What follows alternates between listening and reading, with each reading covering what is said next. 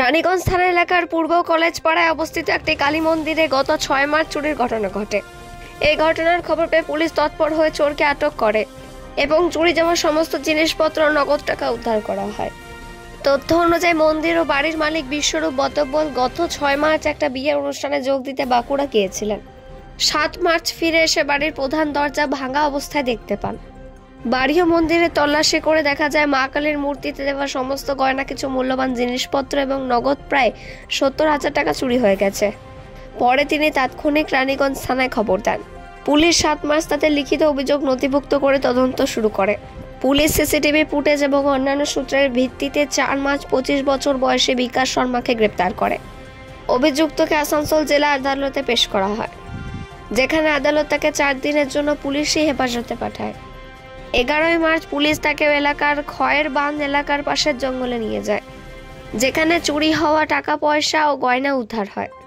রানীগঞ্জ থেকে অজিত মিশ্র report news. এটা হয়েছিল বিশ্বনাথ বটব্যাল বলে একজন ভদ্রলোক আছে, উনি পুজো আজা করেন আর কি বেশি। ওনার বাড়ি হচ্ছে ইস্ট কলেজ পাড়া। বিশ্বনাথ বটব্যাল বিয়ে দিয়ে বেড়াবে গত এই মাসের 6 তারিখে 6/3/2025 ও বাঁকুড়াতে একটা বিয়ে বাড়িতে গেছিল। আর বিয়ে বাড়িতে যাওয়ার পরে 7 তারিখ যখন ফিরছে তখন দেখছে ওর মানে বাড়ি সংলগ্ন যে ঠাকুর মন্দির, মা কালীর মন্দির, সেই মন্দির থেকে যা যা জিনিসপত্র গয়নাগাটি যা ছিল মায়ের সব হওয়া মানে নেই, সেখান থেকে চোরেরা চুরি করে নিয়ে চলে গেছে।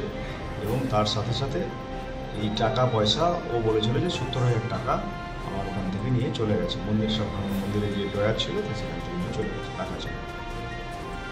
তো তারপরে খোঁজ খবর করে আমরা বুঝতে পারি যে ওই দিনেই পরের দিনই আমরা ওই 7 তারিখে আমাদের কমপ্লেনটা জানাই, ঠিক আছে। 7 তারিখ কমপ্লেন জানার পরে আমরা খোঁজ খবর লাগাই, পুরনো ক্রিমিনালদের খোঁজ খবর করতে করতে দেখা যায় যে ওই এলাকায় কারা আছে।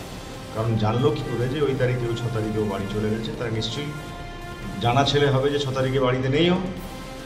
তো খোঁজ নিয়ে তারপরে একদম কনফার্ম হয়ে আমরা এই বিকাশ মিশ্রকে ধরি। বিকাশ মিশ্র টেটিয়াডার নাম, এর আগেও অনেক চুরি কেসে ধরা হয়েছে। বিকাশ শর্মা টেটিয়াতে ওকে ধরা হয়। ও তখন স্বীকার করে, হ্যাঁ আমিই করেছি। ওই থাকেনি বলেই, বাবা থাকেনি বলে, বাবা মানে ওই লোকটাকে বাবা বলে, ঠাকুর মশাই তো পুজো টুজো করে বলে। কী নিয়েছিস? ওর কথা অনুযায়ী 70,000 টাকা চুরি হয়েছিল, প্লাস যে সোনাদানা ওগুলো চুরি হয়েছিল। এই মুকুট, রূপোর মুকুট থেকে শুরু করে যা মায়ের যা যা জিনিসপত্র আছে সেটা শুরু করে ও স্বীকার করে।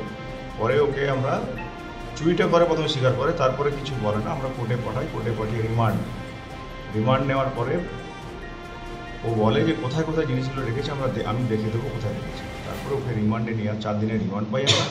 8 তারিখে ফরওয়ার্ড করি, 4 দিনের রিমান্ড পাই। 4 দিনের রিমান্ড পাওয়ার পরে রিমান্ড পিরিয়ডে এই সমস্ত জিনিসপত্র যা চুরি হয়েছিল এক্সেপ্ট টাকা যেটা 70,000 বলেছিল, এর কথা অনুযায়ী আমি 70,000 টাকা পাইনি।